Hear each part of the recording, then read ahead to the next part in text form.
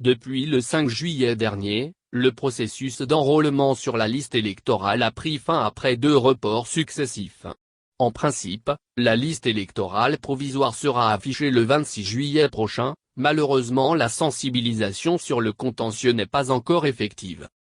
Au terme d'une mission d'observation de la révision de la liste électorale, RLE, le réseau Ouest africain pour l'édification de la paix, ONEP, Côte d'Ivoire était face à la presse cet après-midi et fait des recommandations pour l'amélioration des processus futurs.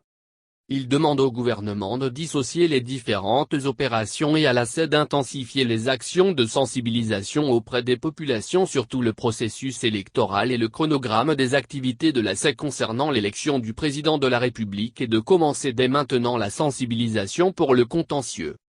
Le réseau recommande aux partis politiques de former en permanence les militants sur le processus électoral, de s'engager à fond dans la sensibilisation de la population et de commencer dès maintenant la sensibilisation pour le contentieux.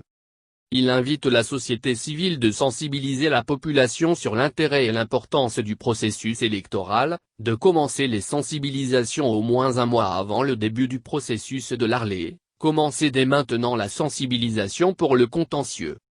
Enfin, le réseau recommande aux populations ivoiriennes de ne pas attendre les dates limites pour participer aux processus électoraux, d'avoir les documents administratifs en dehors des périodes électorales.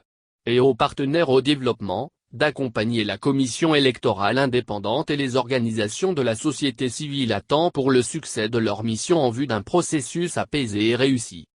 Cette mission d'observation avait pour thème, la société civile engagée et mobilisée pour des élections pacifiques et crédibles en 2020 en Côte d'Ivoire. La coordinatrice de ONEPSI, camarade Mylène épouse Soro a à l'occasion révélé que les 33 moniteurs principaux déployés sur le terrain ont eu du mal à collecter les informations sur la participation des nouveaux majeurs auprès des agents des bureaux d'enrôlement.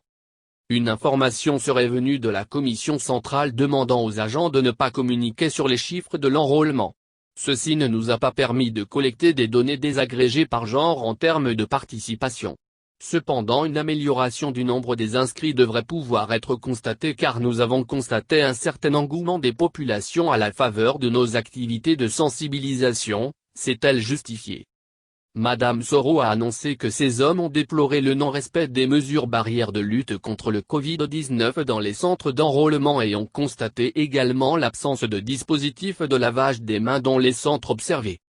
À la question de savoir si des fraudes ont été constatées au cours de cette mission d'observation de la révision de la liste électorale, Kanga Edgar, chargé de programme alerte précoce et prévention des conflits a révélé qu'un individu a été interpellé par des agents des forces de l'ordre à Korogo avec des certificats de nationalité et il invitait les gens à aller s'enrôler. Il faut noter que cette mission d'observation est financée par Oziwa qui était représenté à cette rencontre par Dano Servet, Paco, chef de projet.